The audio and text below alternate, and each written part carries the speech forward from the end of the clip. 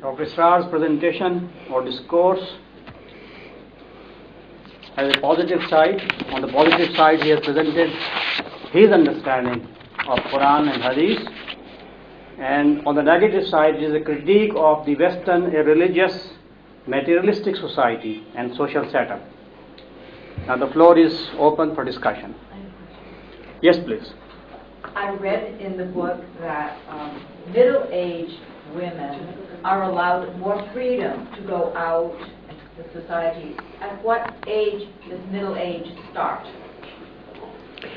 It's not middle age, it's old age. But then only there is a relaxation in the dress code. That's all. Not in She doesn't need to cover her hair, etc. But that is the only thing. So that doesn't. Not that she should go out. She cannot go to the mosque to pray. No, it's not forbidden. It is not forbidden? Not forbidden. But we have to have separate lines in the mosque for the women. Okay. Not intermixing.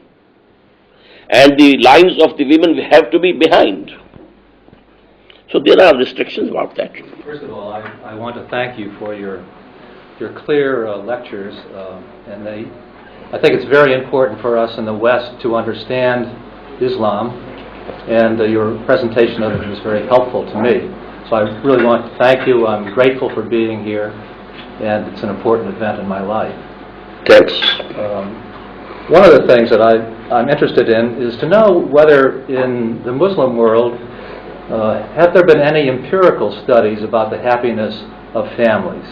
Do you know that Muslim families are so much happier than families in the West, empirically? Because I cite this because of the experience we had when we went to Afghanistan, where women have been, pretty much subjected to some pretty terrible treatment in terms of being allowed any educational opportunities and being treated pretty much like chattel. I mean, at least that's the experience I've been getting, I've been reading. And even in today's newspaper that came through the auspices of the hotel, there was an article that talked about the sadness that families felt when daughters were born into their home. And the idea of having daughters rather than sons seemed to be a very negative kind of experience for Islamic families. And I just wondered what your reaction to those kind of ideas might be.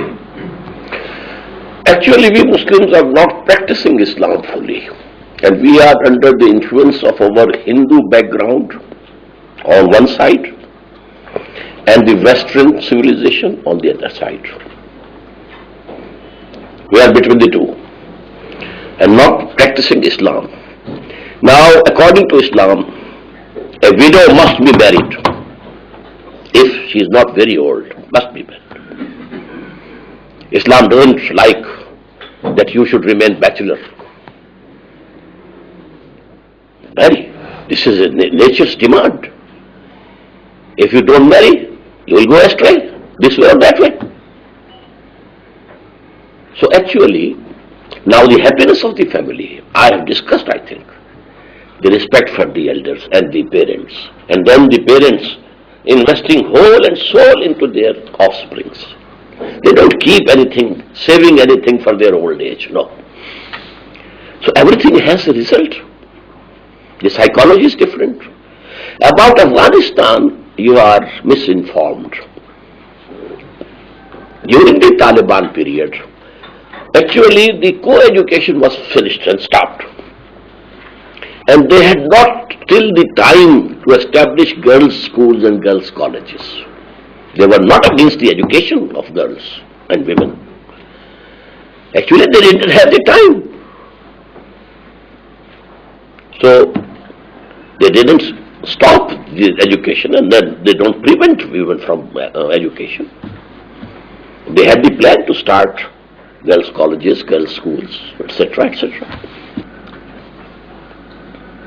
I might have missed some of your point. Well, I just wondered if there were empirical studies. I mean, you sort of announced to us that Muslim families are happy, but is there any documentation scientifically or empirically that is the case, any more so than in the West. No, no documentation. But I think this is the general feeling of all people in the West and East. Yeah. The family structure in Islam and among the Muslims are still, to this date, although there are influences from the East and from the West. My point is that in the West we know that families are unhappy, that marriage is in trouble because we've studied families. So it's been a kind of empirical study. We know this. I don't know that it's true in the Muslim world. But here, the percentage of divorce is very little, very small. Even the men. Once married, you are married forever. Whole life. That doesn't necessarily make for happiness. Yes, why not? You will remain together if you are both happy. Can I say one thing?